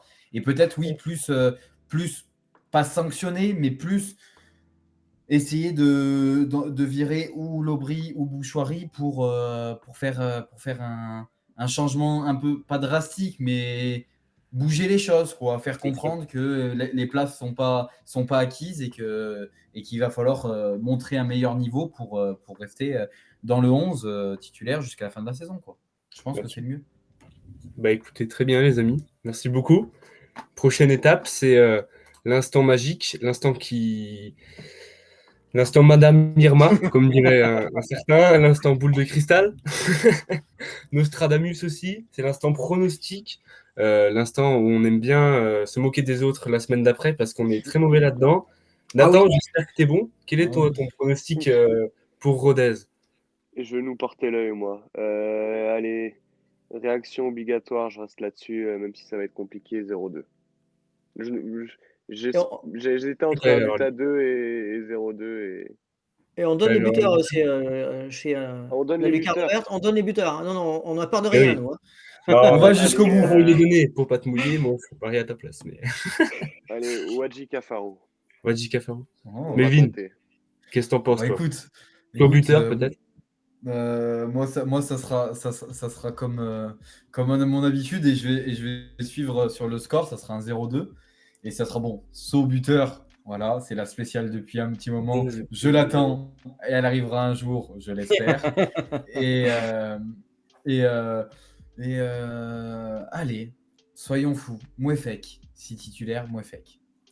Vous êtes plusieurs à nous annoncer Wadji. Là, on a le boucher du strict qui nous a mis 2-2, Wadji et Nkunku. Donc voilà, pareil. Albert, est-ce que tu es d'accord, toi? Alors, 2-0 m'aurait bien intéressé aussi. Pris 2 fois, donc on va essayer d'être un peu plus. Donc, victoire des Verts, là aussi, réaction attendue. Allez, 3-1. 3-1, avec des buts de Crasso qui nous doit une revanche. Et ou Lobry ou Bouchouari, parce que voilà, ces joueurs ne doivent une revanche et je pense qu'ils vont partir là-bas le couteau entre les dents, enfin j'espère. Donc voilà, allez, Bouchouari, Lobry, Crasso. Moi, je vais partir sur un bon vieux 3-1 ou un 3-0 parce que ils encaissent, on marque, pourquoi pas. Après, en termes de buteur, je veux bien Wadji prendre sa revanche parce que c'est vrai qu'il est vraiment passé à côté. Crasso, forcément, et puis Nkunku, je prends pas de risque, je pense. Mais ici, il faut pas prendre de Parce risque. que on en a pas, c'est vrai, tu as raison, on n'en a pas parlé, mais Wadji rate quand même une occasion immanquable que je considère immanquable contre Metz. Hein. Espérons Les il y épaules. avait- Il file devant le Espérons poteau, qu'il se rattrape devant en la tout cas. cage. voilà, et là il y avait 2-0, ça aurait fait 2-1. Donc c'est plus le même Ah match oui, aussi. c'est Hein. clair. Alors, Mais c'est Melvin, les épaules. petit pic dans le chat, on dit que Sro sera buteur quand il sera parti de Saint-Étienne. Je pense que ça t'est dessiné, mais Je lâcherai pas, il marquera. en tout cas, on J'ai pronostique confiance. tous encore des victoires. Albert toujours. D'ailleurs, Oui, ça, j'avais moi, regardé, je peux pas, pour moi. Je peux pas. la petite blague, on avait, depuis la lucarne verte, une série d'invincibilité, parce qu'Albert, je pense que tu nous portes chance. Jusqu'à Metz, depuis qu'il y a la lucarne verte, on n'avait jamais perdu un match. Bah ouais, mais bon, Donc, je pense que c'est Albert la nous première porte fois. chance. Donc, voilà. T'es notre porte-chance. Et puis, séquence légendaire, séquence classique. C'est le classico maintenant de la lucarne verte. Le mini-jeu, le jeu où on est tous nuls, sauf sur son téléphone. J'espère que maintenant tu seras chaud. Chaud et sans Bon, triche. Donc, sans triche. Allez. Alors, C'est le parti. jeu, vous commencez à le connaître maintenant. C'est vous devez reconnaître des joueurs en fonction des indices que je vais vous donner. Un indice après l'autre. Si vous ne trouvez pas, je vous donne un autre indice, d'accord? Et je vous donne, comme d'habitude, un indice commun à ces joueurs que je vais vous faire trouver.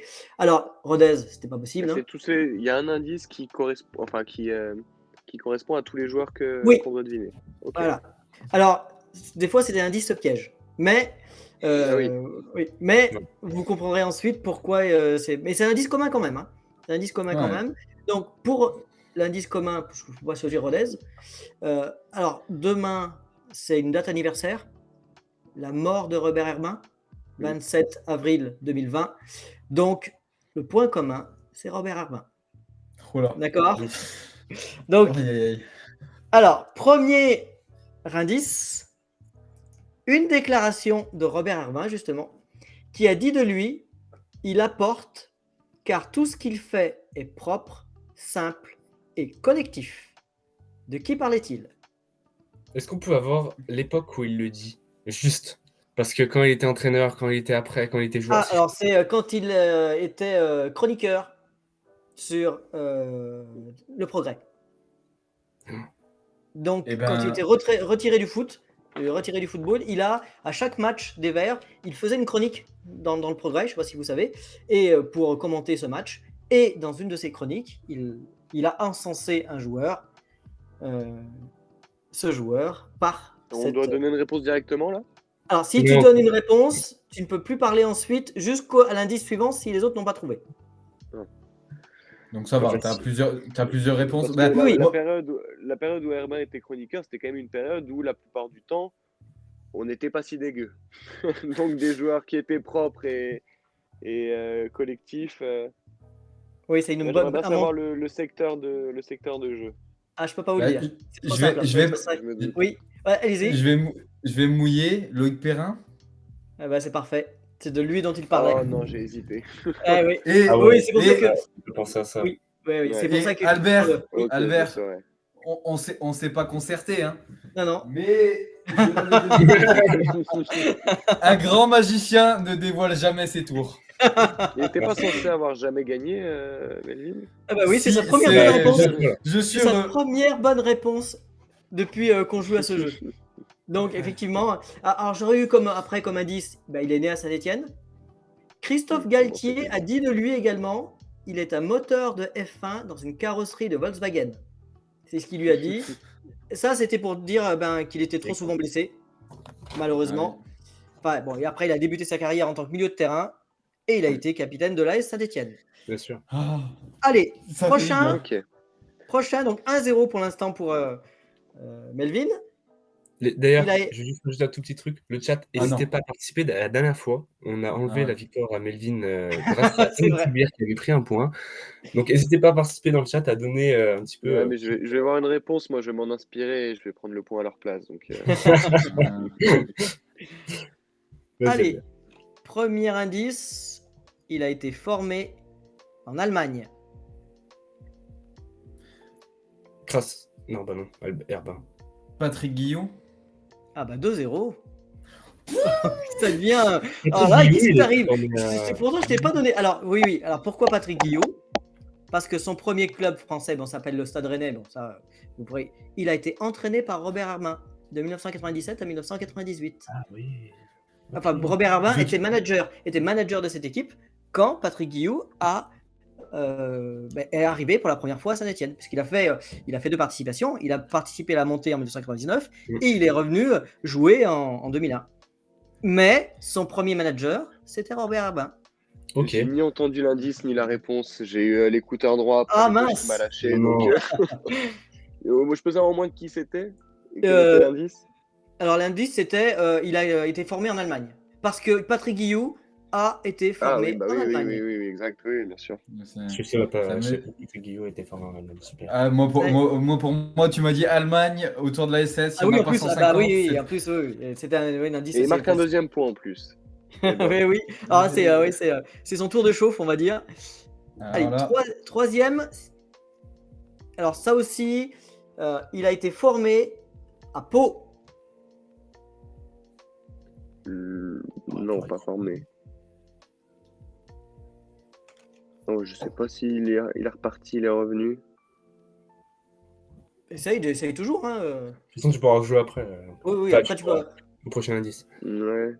Non, parce que j'allais dire au hasard quasiment l'Aubry, mais non. Ah non.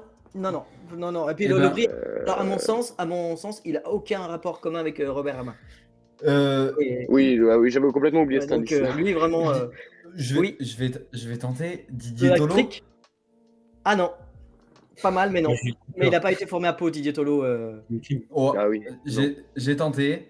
Allez. C'est j'ai bien, rien. Il reste lui. plus que. Il reste plus que moi. Passe au suivant. J'ai rien qui me vient. Ok. Il a joué avec Robert Armin de 1966 à 1972. Donc là, vous avez l'époque. Ouais. mais- Bonne chance. Là, c'est plus de mon ressort. Oh, le si. fiasco que c'est. Alors, quand je vous donnerai le nom, vous allez vite, forcément, vous allez. De 66 à 72. Oui, son Formé à premier match en 1966, d'ailleurs contre Nantes, à Nantes, on avait pris 5-0. Donc, il était a priori pas disposé à faire une grande carrière à la Saint-Etienne, on a pris 5-0. Donc, il en a fait une. Il en a fait une très grande. Beaucoup de joueurs qui font des grandes carrières à Saint-Etienne à cette époque-là, donc c'est pas facile. 72. Il part de Saint-Etienne en 72? Ah non, il a Oui. joué avec Robert Armin Ah. jusqu'en 72. Et pourquoi 72? Parce que Robert Armin devient entraîneur Ouais. à partir de Ouais. 72. Mais ça veut pas dire qu'il est parti C'est-à-dire qu'il l'a entraîné. Ah non, ça veut pas dire, ça veut dire 66 à 72, ils ont été joueurs ensemble. Ok. Rocheteau? Ah non, c'est plus tard, Rocheteau. Rocheteau, il est arrivé en 72 justement à la Saint-Etienne. Je pensais Mais qu'il il a est arrivé vraiment- juste avant 70. Il est Je savais arrivé pas à si c'était- 72 et il a explosé en 1974. Ouais. Melvin, tu triches. Donc, Quoi? attention, faut pas tricher. Ah non, je ne triche pas. Je Dans suis, des je noms suis dans pif. mes pensées là. Alors, Larqué, Euh, peut-être en 70, mais je crois que c'est plus vieux que ça. eh bien, c'est la Ouais. bonne réponse. C'est Ouais, bien Jean-Michel Oh, Larquet. tu me l'enlèves de la bouche. Moi, j'ai bien fait de lire son livre. Donc effectivement, hein, premier match en 1966 pour Jean-Michel Larquet, et il a joué jusqu'en 1977. À Et la ben, on nous Saint-Etienne. avait dit Janvion dans le chat. Ah, Janvion, c'est 72 aussi. Eh ben, Premier match en tu 1972. vois, j'hésitais entre Larquet et Janvion. Tu vois. Ouais, Et- Janvion, c'est plus tard. Je mets- Vraiment, Jean-Michel Larquet Oui. a été joueur avec Robert Armin, ce qui n'est pas le cas de Janvion ni. Voilà, ça pouvait pas être. Ah, Et ni Rocheteau d'ailleurs. Beretta, c'était dans ces années-là ou pas du tout? Si, pareil, 66. Donc, Commencé à donc, ok. 66. Donc j'étais dans les bonnes années et c'est Oui, juste oui, que c'est j'avais le- pas trouvé le nom. Ok. Allez, un petit dernier pour la Allez. route. Soyons fous. Aussi un très grand joueur, ça je vous le dis. Et donc, Robert Rabin a joué son premier match en vert en 1957, le 29 septembre 1957. Eh bien, dans ce premier match, il y avait ce joueur.